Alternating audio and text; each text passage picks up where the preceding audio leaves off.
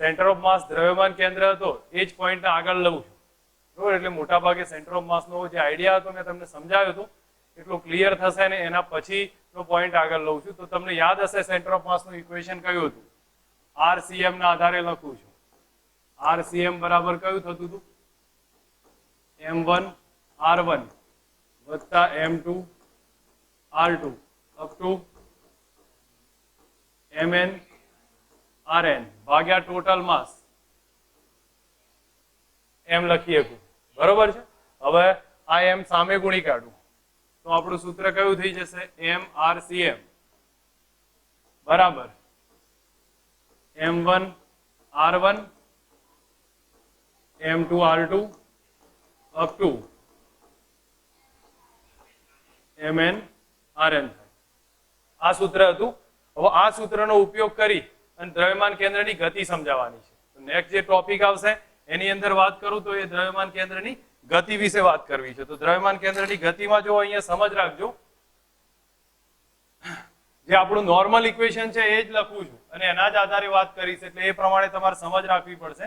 અને અહીંયા જે એમાં હું M ઇન્ટુ R કરી દઉં છું, એમ RCM નહીં રાખતો પણ કયું રાખું છું? M ઇન્ટુ R બરાબર M1 R1 વત્તા M2 R2 વત્તા અપ ટુ Mn Rn. આ રીતનું એક ઇક્વેશન થશે, બરોબર. હવે આનું વિકલન કરો. વિકલન કરીએ તો આપણું સ્ટેપમાં શું આવે? M dr upon dt બરાબર M1 dr1 upon dt plus M2 dr2 upon dt up to Mn dRn upon dt થાય. હવે આ સ્ટેપ મળશે. અહીંયા જે આ સ્ટેપ થયું ને આને આપણે dr upon dt એટલે વિકલનમાં વેગ થઈ જશે, બરોબર. તો અહીંયા લખી શકું M dr upon dt, એના બદલે v લખું છું બરાબર M1 અહીંયા v1 કરું છું dr1 upon dt એટલે અહીંયા શું થઈ જશે? M2 v2 plus up to ક્યાં સુધી? Mn અને Vn સુધી આવશે. બસ આ એક સ્ટેપ બની ગયું. હવે આના પછી આ જ્યારે કન્ટિન્યુ થઈ જાય તો એ પણ દરેક પદ સમજાવવાનું છે. તો દરેક પદમાં મને એમ કહો v1 v2 up to Vn એ શું છે? n કણોના વેગ છે. એનો મતલબ શું થયું કે v1 v2 v3 up to Vn છે એ બધા 1 2 3 4 એવા n કણના વેગ થઈ જશે. હવે તો v શું છે? એ દ્રવ્યમાન કેન્દ્રનો વેગ છે. v થઈ જશે દ્રવ્યમાન કેન્દ્રનો વેગ. બોલો આટલા સુધી સમજ આવે? આ એક પેટર્ન છે, થોડુંક ધ્યાન પર રાખીએ તો ખબર પડશે. આ સૂત્ર લખી દીધું છે, આનું વિકલન કર્યું છે. વિકલન કરીએ dr upon dt એટલે v1 થશે, dr2 upon dt એટલે v2 થશે, એ રીતે drn upon dt એટલે vn થઈ જશે. અને આનું આ સ્ટેપ બનશે. હવે એમાં v1 v2 v3 up to vn A n કણોના વેગ થશે. અને જ્યારે vcm કોનો વેગ છે? દ્રવ્યમાન કેન્દ્રનો વેગ છે. ઓકે. હવે આ તમને ખ્યાલ આવે તો હું આગળનો એક પોઈન્ટ તમારી સામે કન્ટિન્યુ કરું કે જો એની જ સાથે રિલેશન આપતો એક પોઈન્ટ છે જેમાં સમજજો કે આપણું જે ઇક્વેશન હતું હવે જે બન્યું હતું mv બરાબર m1 v1 m2 v2 up to mn vn. આનું વિકલન કરો, આનું ફરી વિકલન કરો તો શું થશે? dv upon dt, m તો રહેશે જ બાજુમાં, dv upon dt બરાબર m1 dv1 upon dt વત્તા m2 dv2 upon dt up to ક્યાં સુધી જશે? mn dvn upon dt. ચલો આ એક સ્ટેપ થયું છે. હવે આની અંદર જોવા જાઓ તો આને શું કહેવાય ભાઈ? dv upon dt એટલે પ્રવેગ થશે. તો પ્રવેગ હોય તો શું લખાય? m1 a1 m2 a2 up to mn al. કોના બદલે? m લખું અને આના બદલે હું કેપિટલ a કરી દઉં છું. કેપિટલ a કર્યું છે. હવે હું થોડુંક વ્યવસ્થિત લખવા જાઉં તો આમાં મને એમ કહેશો a1 a2 કોના પ્રવેગ છે? a1 a2 કણના પ્રવેગ છે, કણોના પ્રવેગ છે, બરોબર? તો એ કોનો પ્રવેગ થયો? અથવા સેન્ટર ઓફ માસ નો પ્રવેગ છે. બોલો આટલા સુધી ક્લિયર? હવે જેમ મેં આગળ કોની વાત કરી હતી? વેગની વાત કરી હતી. હવે આ કોની વાત કરી? મેં પ્રવેગની વાત કરી છે. હવે પછી આગળ જતા બળની વાત કરવી પડશે. એકવાર એને સમજાવી દઉં છું. એમ વી બરાબર આ સૂત્ર આગળ કન્ટિન્યુ કર્યું, એનું ફરીવાર વિકલન કરી નાખ્યું. તો એ dv upon dt, dv1 upon dt, dv2 upon dt up to continue જશે. હવે ત્યારબાદ અહીંયા જોયું તો dv1 upon dt એટલે a1 થશે, આ a2 થશે, up to an થઈ ગયું. a1 a2 an A n કણોના પ્રવેગ થયા. જ્યારે એ શું થયું? સેન્ટર ઓફ માસ નો પ્રવેગ. બસ આટલું એક ક્લિયર? હવે એના પછી આગળ કન્ટિન્યુ કરીએ તો આગળમાં શું સમજવાનું છે એ ધ્યાન આપજો. બળ ઉપર લઈ જઉં છું તો આપણું આ જ સૂત્ર જે લખ્યું હતું એ જ આપણે કન્ટિન્યુ કરીને લાવીએ છીએ. તો અહીંયા લખું છું m into a બરાબર m1 a1 m2 a2 up to mn a. તમને એટલી તો ખબર હશે કે ma બરાબર બળ થાય તો આમાં શું લખાય ભાઈ? f1 f2 up to fn. કોના બદલે? ma ના બદલે. હવે આ f1 f2 fn શું છે? હવે સમજતા જશો, ક્લિયર થશે કે પહેલા f1 f2 fn શું છે ભાઈ? f1 દરેક કણ પર લાગતું પરિણામી બળ છે. ધ્યાન પર રાખજો, દરેક કણ પર લાગતું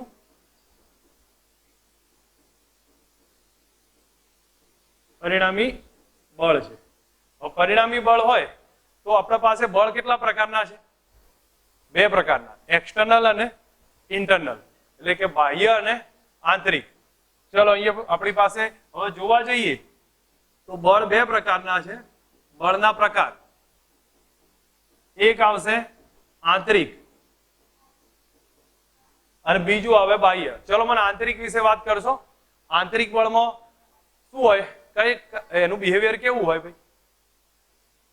એકબીજાની અસર નાબૂદ કરે કે ના કરે? નાબૂદ કરી દે.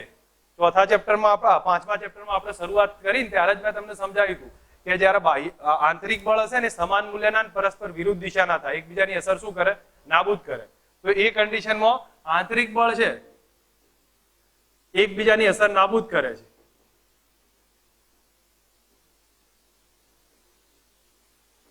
નાબૂદ કરે અને એનું પરિણામી 0 થઈ જાય એટલે એને આપણે કાઢી નાખીએ છીએ. બીજું આવશે બાહ્ય બળ અને એને એફ એક્સટર્નલ કહેવાય. હવે એફ એક્સટર્નલ નો મતલબ શું થયો? કે ટોટલ બળ, હો, એક કણ પર લાગતા 5 બળ હોય ને તો 5 નું પરિણામી બળ થઈ જશે એફ એક્સટર્નલ. હવે ટોટલ જોવા જાઓ તો મને એક ઇક્વેશન લખાવશો. એમ એ બરાબર કયું થઈ ગયું ભાઈ? f1 f2 fn બરાબર f થઈ ગયું. અને f કયું પણ? એક્સટર્નલ. f external. આ પહેલી થિયરી છે. દ્રવ્યમાન કેન્દ્રમાં ગતિ, જો કે હું માનું ત્યાં સુધી કેમ સરખી લાગે છે તમને? કારણ કે એક કણની ગતિ તમે ભણી ગયા છો તો કણોના તંત્રની ગતિ એ ખબર પડી જાય. એક કણની ગતિ ભણેલા હોય તો કણોના તંત્રની એ ખ્યાલ આવશે. હવે જો આ પ્રમાણે આપ્યું હશે એમાં કહ્યું છે કે ભાઈ એમ આર બરાબર m1 r1 m2 r2 up to mn rn છે. હવે એના પછી આ જે આખો ભાગ છે એનું સમયની સાપેક્ષ વિકલન કરવાનું, આ લખવાનું કહું છું. ઘણી વાર આપણે શું થાય કે આવું બધું ના લખ્યું હોય ને તો શું થાય? ખોટે ખોટા માર્ક જતા રહે. આપણે સાચા છીએ ભાઈ કે ડાયરેક્ટ લખીએ છીએ બરાબર, પણ આવું બધું ના લખ્યું હોય ટેક્સમાં માર્ક કાપશે તમારા બોર્ડમાં. એટલે બેટર છે આનું વિકલન કરી નાખ્યું. હવે આ પૂરું થઈ જાય એટલે ત્યારબાદ આગળ લઈએ. શું બતાવ્યું હતું મેં પછી? mv બરાબર m1 v1 m2 v2 up to mn vn. આમાં શું કહ્યું છે જુઓ, v1 v2 એ કણોના વેગ છે અને v કોનો વેગ થયો? દ્રવ્યમાન કેન્દ્રનો. પછી બતાવ્યું છે ફરી વિકલન કરો તો m dv upon dt, dv1 upon dt અને અહીંયા m2 dv2 upon dt up to ક્યાં સુધી રહેશે? mn સુધી રહેશે. આટલા સુધી આવ્યું. આને આપણે આ રીતે લખી કાઢ્યું છે. આનો મતલબ શું થયો? એ કોનો પ્રવેગ થયો? દ્રવ્યમાન કેન્દ્રનો. અને a1 a2 એ કણોના પ્રવેગ છે. ઠીક છે. હવે એનાથી આગળ જેમ મેં કહ્યું એ પ્રમાણે આ લખી કાઢ્યું છે. ત્યારબાદ બતાવ્યું છે કે ભાઈ m1 a1 એટલે શું થાય? f1 થાય. m2 a2 એટલે f2 થશે. તો ma બરાબર f1 f2 up to ક્યાં લખ્યું? fn લખ્યું છે. નેક્સ્ટ એના પછી જોઈએ તો આગળની અંદર બતાવ્યું છે, આગળમાં આવા હું તમને સામાન્ય એટલું શોર્ટમાં જ લખવાનું છે કે આ સેન્ટેન્સ આપણને શું કહેવા માંગે છે. અહીંયા શું કીધું છે, જો કણોના તંત્ર પર લાગતા પરિણામી બળનો સરવાળો એ દ્રવ્યમાન કેન્દ્ર નું દળ એટલે સોરી દ્રવ્યમાન અને એનો પ્રવેગ એના ગુણાકારના બરાબર હોય છે. તમે ઓબ્ઝર્વ કર્યું હોય તમને કદાચ ખ્યાલ હશે, આ સૂત્ર આપણે આગળ ચેક કર્યું હતું. કયું ઇક્વેશન હતું? F બરાબર, આને શબ્દોમાં લખીએ શું આવો ભાઈ? આને શબ્દોમાં લખો તો તંત્ર પર લાગતું કુલ બળ એ દ્રવ્યમાન ટોટલ દ્રવ્યમાન અને એને દ્રવ્યમાન કેન્દ્રનો પ્રવેગ એના ગુણાકારના બરાબર છે. તો શબ્દોમાં લખેલું છે, ધ્યાન રાખજો. નેક્સ્ટ એના પછી શું વાત કરી છે એ સમજો. મેં તમને હિન્ટ આપી હતી એ પ્રમાણે કે ભાઈ આપણે ઘણા બધા બળ લાગતા હશે તો આપણે કયું બળ ધ્યાનમાં લેવાનું છે? બાહ્ય બળ. આંતરિક બળ છે એ એકબીજાની સમાન મૂલ્યના વિરુદ્ધ દિશાના હશે, એમનું યોગદાન કેટલું થઈ જાય? શૂન્ય થઈ જશે. એટલે આપણું ફોર્સ કયો આવશે? એક્સટર્નલ આવે. તો આપણું સૂત્ર કયું આવ્યું? Ma બરાબર F એક્સટર્નલ. Ma બરાબર F એક્સટર્નલ થશે. બસ હવે આના પછીની ડિટેલ જોઈએ તો એક મિનિટ. આના પછીમાં આપણે ફક્ત એક સેન્ટેન્સ સમજાવ્યું છે કે તંત્ર કેવી રીતે ગતિ કરશે. તો તંત્ર એવી રીતે ગતિ કરે કે જાણે બધું દળ એના પર કેન્દ્રિત થઈ ગયું છે. એ રીતે એટલા પ્રવેગ સાથે ગતિ કરતું હોય. તો અહીંયા જો સીધા અર્થમાં કહ્યું છે કોઈ પણ તંત્રનું દ્રવ્યમાન કેન્દ્ર એવી રીતે ગતિ કરે કે જ્યારે બધું દ્રવ્યમાન એના પર જ કેન્દ્રિત થઈ ગયું હોય, એ રીતે બાહ્ય બળની અસર હેઠળ ગતિ કરશે. ઇન શોર્ટ આપણને બતાવ્યું છે કે દ્રવ્યમાન કેન્દ્રની મોશન કઈ રીતની જોવા મળે છે. તો આ પોઈન્ટ શું કહે છે? તો જો રકમ જે આકૃતિ છે એના ઉપરથી થોડીક ડિટેલ આપું છું કે એક બોમ્બ ગતિ કરતો હોય આ પ્રમાણે પર્વલયા કરે, કોઈ ફેંકવામાં આવે તો અહીંથી આ પ્રમાણે જ ગતિ કરે ને. તો જ્યારે એનો વિસ્ફોટ થાય, અહીંથી વિસ્ફોટ થાય તો એના ચારે ટુકડા અલગ અલગ દિશામાં ફેંકાશે. ઘણા બધા ટુકડા થઈ ગયા હશે. તો એ બધા ટુકડા એવી રીતે ફેંકાશે કે એમનું દ્રવ્યમાન કેન્દ્ર છે ને એ સીધી રેખામાં જ ગતિ કરતું હોય. આવા દાખલો આવશે ત્યારે હું તમને સમજાવીશ, પણ આપણને ક્લિયર થવું જોઈએ હું કહેવા શું માંગુ છું. બોમ્બ ગતિ કરતો હોય આ રીતે તો સીધી રેખામાં આ પ્રમાણે ગતિ કરે છે. તો જ્યારે એનો વિસ્ફોટ થાય અને અલગ અલગ ટુકડાઓ અલગ અલગ દિશામાં જાય છે તો એ વખતે એવી રીતે ગતિ કરશે કે એમનું સેન્ટર ઓફ માસ તો શું કરશે? એ જ દિશામાં ગતિ કરે. ચારે બાજુ ભલે ફેંકાતા પણ દ્રવ્યમાન કેન્દ્ર તો એ જ દિશામાં ગતિ હોય, કારણ કે બાહ્ય બળ નહીં લાગ્યું. આમાં કોઈ જ જાતનું બાહ્ય બળ લાગ્યું નથી, અંદરથી વિસ્ફોટ થયો છે. એટલા માટે સીધી ગતિ ચાલુ રાખશે. જો અહીંયા સેન્ટેન્સ લખ્યું છે પ્રક્ષિપ્ત ગતિ દરમિયાન દ્રવ્યમાન કેન્દ્રની ગતિ વિસ્ફોટ બાદ પણ પરવલય માર્ગે ચાલુ જ રાખશે. એના ગમે એટલા ટુકડા થશે. બરોબર, આ એક ઉદાહરણ આપણને સમજાવ્યું છે. નેક્સ્ટ હવે એના બીજો પોઈન્ટ લઉં છું.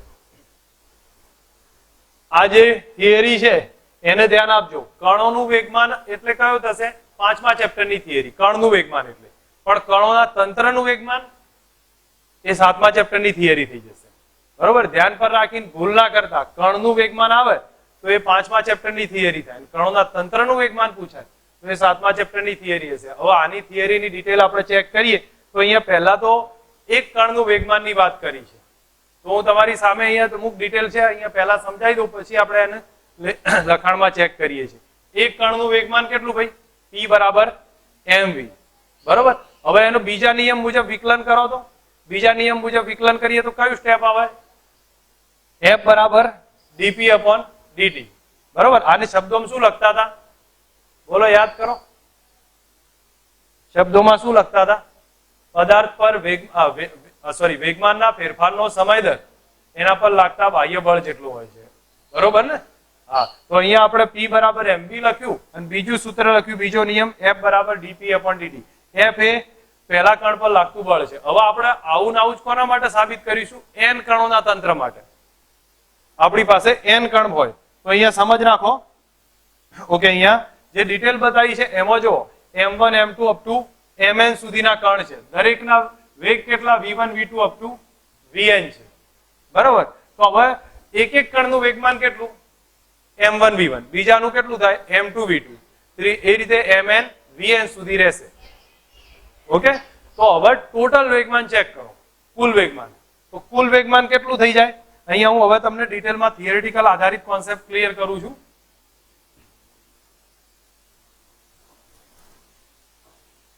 તો ધ્યાન પર અહીંયા રાખીએ કે આપણે જે એક કણ માટે લીધું તો એક કણનું વેગમાન કેટલું લીધું? તો ભાઈ P બરાબર mv. અને એમાંથી આપણે કયું સાબિત કર્યું ભાઈ? ડીપી અપોન ડીટી એનું વિકલન કરી નાખ્યું, બરાબર કેટલા આયા? એફ આયા હતા. હવે આવું જ કણના તંત્ર માટે કહીએ. આ કોના માટે લીધું છે? એક કણ માટે.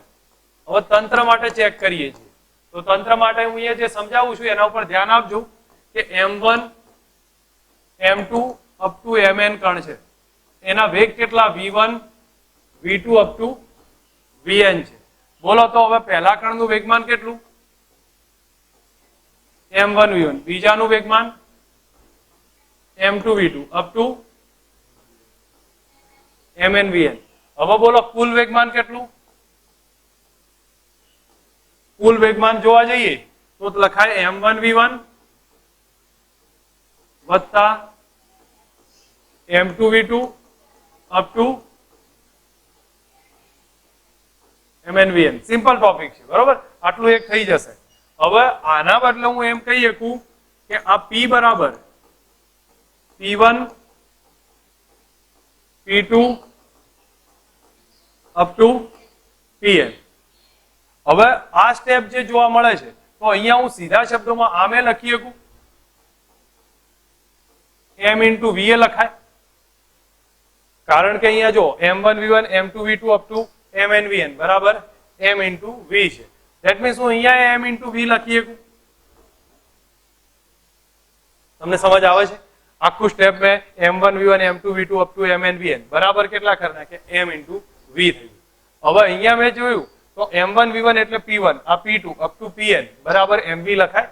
ઇન શોર્ટ આપણને એટલું સ્ટેપ ખ્યાલ આવ્યો કે P બરાબર શું થઈ ગયું? M into V. હવે મને અહીંયા કહેશો P1 P2 Pn શું છે?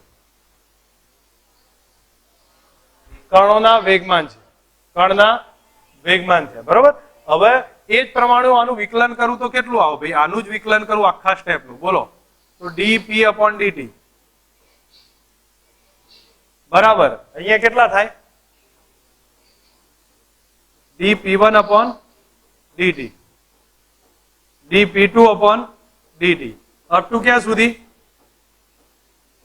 dPn upon dt બરાબર m dV upon dt. આનું બી સદિશ બતાવી દઈએ છીએ, બરોબર છે? તો બોલો dV upon dt એટલે શું થઈ ગયું? પ્રવેગ. તો આના બદલે શું આવ્યું પાછું? m. બસ આટલી એક સિમ્પલ માથાકૂટ છે જેને આપણે સમજવાની છે. પછી ટેક્સ્ટબુકમાં લખાણ અલગ અલગ બનતું હોય આપણે અલગ વસ્તુ છે, પણ બેઝિક આઈડિયા આટલો થશે. તો શું કર્યું છે મેં પહેલા આ પ્રમાણે જોયું તો ટોટલ વેગમાન લખ્યું તો P બરાબર M1 V1 M2 V2 up to ક્યાં સુધી લખ્યા છે? Mn Vn. આટલા આપણા કણના વેગમાન લખી દીધા. એનું વિકલન કર્યું અથવા ટોટલ બતાવવાનો ટ્રાય કર્યો તો આ P1 થયું, આ P2 થયું અપ ટુ Pn બરાબર MV લખ્યા. હવે અહીંયા જોયું તો P બરાબર MV લખ્યા, એક સ્ટેપ કર્યું છે. હવે આનું વિકલન કરીએ તો dP upon dt dP1 upon dt dP2 upon dt આ સ્ટેપ થાય બરાબર m dV upon dt અને આના બદલે m એ કર્યું છે. ઇન શોર્ટ આપણે જોવા જાઓ તો આ સ્ટેપમાં મળે શું? તો તમે અહીંયા લખશો dP upon dt ના બદલે f લખાય, અથવા તમને ખ્યાલ આવશે કે આ રિલેશનમાં f એક્સટર્નલ થશે અને dP1 upon dt એટલે f1 f2 to fn થશે. ટેક્સ્ટબુકમાં એક થિયરી સમજી લઈએ તો મોટા ભાગે તમને ખ્યાલ આવી જશે આમાં કહેવા શું માંગે છે. હવે જો અહીંયા હિન્ટ આપું છું એ પ્રમાણે તમે સમજજો. તો અહીંયા મેં તમને પહેલા જ કહ્યું કે P બરાબર P1 P2 અપ ટુ ક્યાં સુધી આવ્યું? Pn. એનો મતલબ શું થયો કે M1 V1 M2 V2 up to Mn Vn છે. ઓકે, નેક્સ્ટ હવે એનાથી આગળ જોઈએ તો અહીંયા બતાવ્યું છે કે P બરાબર MV લખાય. તો P બરાબર MV નો મતલબ શું થયો? તો શબ્દોમાં જો અંદર જોવાની જરૂર નથી, શબ્દોમાં જ આપણે ચેક કરવું છે. તો P એટલે કોનું વેગમાન થયું? તંત્રનું વેગમાન. આખા તંત્રનું વેગમાન કોના જેટલું થાય છે? તંત્રનું દળ અને દ્રવ્યમાન કેન્દ્રનો વેગ એ બેના ગુણાકાર જેટલું. તો તંત્રનું કુલ વેગમાન કોના જેટલું થાય? તો દ્રવ્યમાન કેન્દ્રનો વેગ અને કુલ દ્રવ્યમાન એના જેટલું થાય છે. ઓકે, હવે નેક્સ્ટ એના પછીનો પોઈન્ટ અહીંયા રિવાઇઝ કરું છું. તો એના પછીના પોઈન્ટમાં તમે ચેક કરો dP upon dt બરાબર m dV upon dt થાય. આગળ નામથી આપણે ચેક કરીએ અને બરાબર ma લખાય અને આના બદલે તો f એક્સટર્નલ કહેવાય. તો dP upon dt બરાબર f એક્સટર્નલ થયા. એનો મતલબ સિમ્પલ સમજાવો, હું તમને એટલું જ કહેવા માંગુ છું કે આની અંદર સામાન્ય સમજ રાખો તો તમને એટલું ખ્યાલ આવે કે ડીપી અપોન ડીટી બરાબર એફ એક્સટર્નલ બરાબર એમ એ કહેવાય બરાબર એમ ડીવી અપોન ડીટી કહેવાય. બસ આ બધું એક જ થશે, એમને અલગ અલગ લખવાનું ટ્રાય કરો છે. તમારે ફક્ત ધ્યાન રાખવાનું કે ડીપી અપોન ડીટી બરાબર એફ એક્સટર્નલ એ થાય, એમ એ થશે ને એમ ડીવી અપોન ડીટી એ થાય. ઓકે, હવે એનાથી અહીંયા આગળ વાત કરું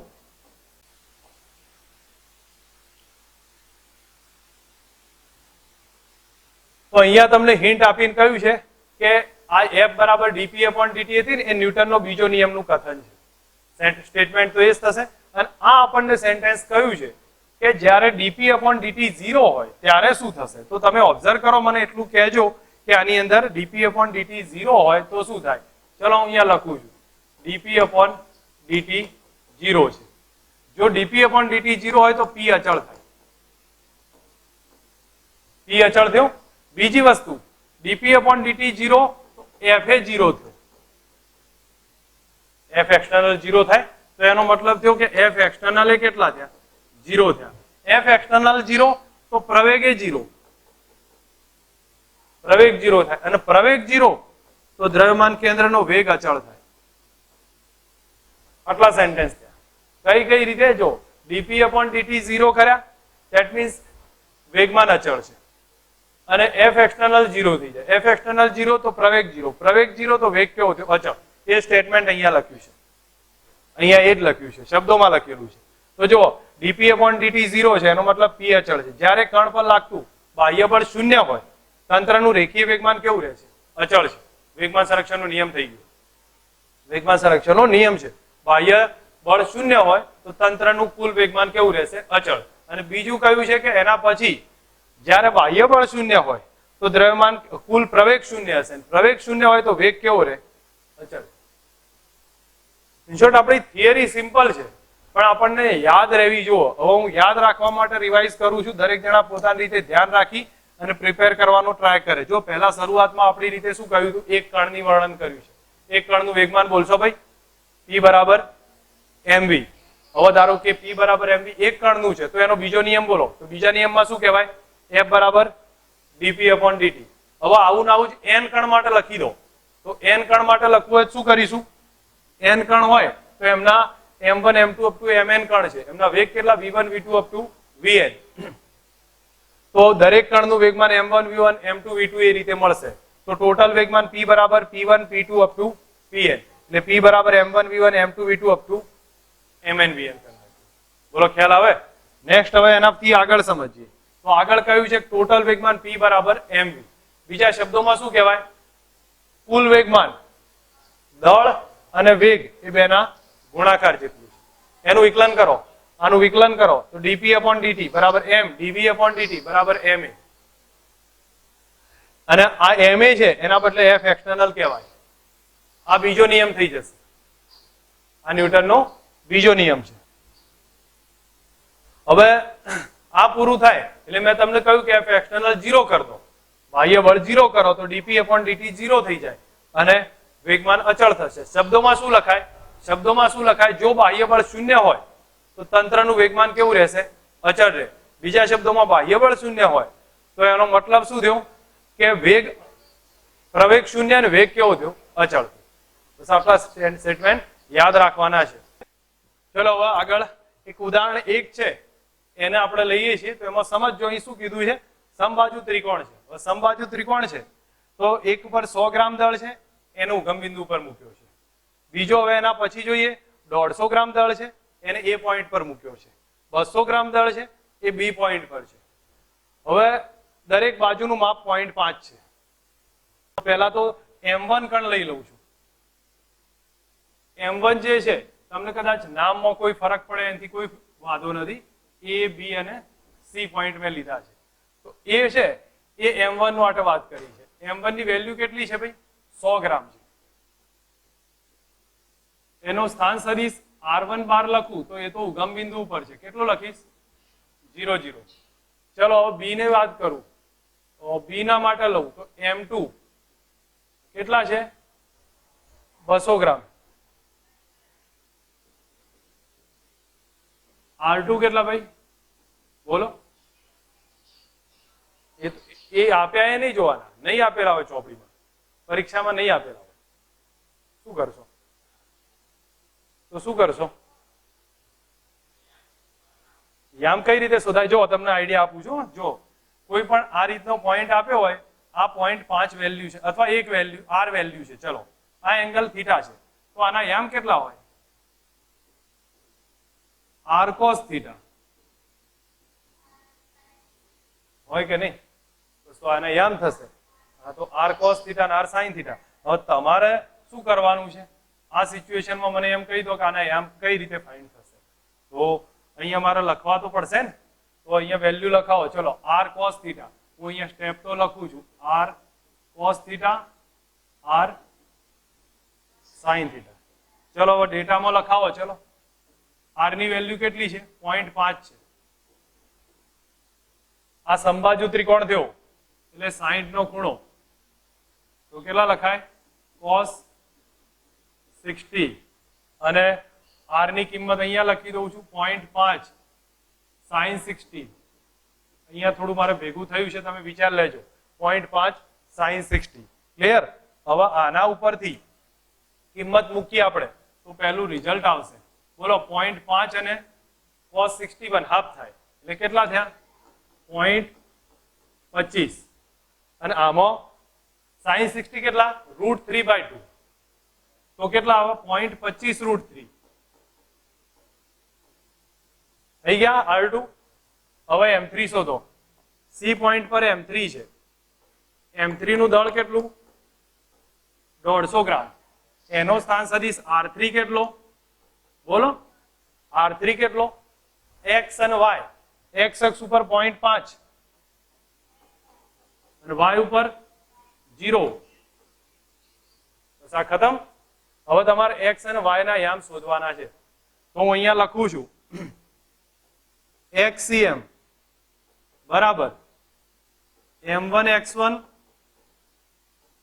M2 X2 M3 X3 ભાગ્યા ટોટલ માસ M1 M2 M3. મૂકો કિંમત અને મને કહો કેટલા થાય છે XCM. જો M1 કેટલા? 100 ગ્રામ. અને X1 કેટલો? તો 0 થાય કે નહીં? X1 0 છે. વત્તા M2 કેટલા? 200. અને X2 કેટલા? 0.25.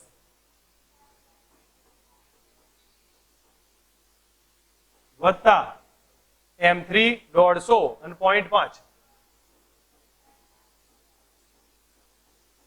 ભાગ્યા ટોટલ માસ કેટલું છે? 100, 200 અને 150.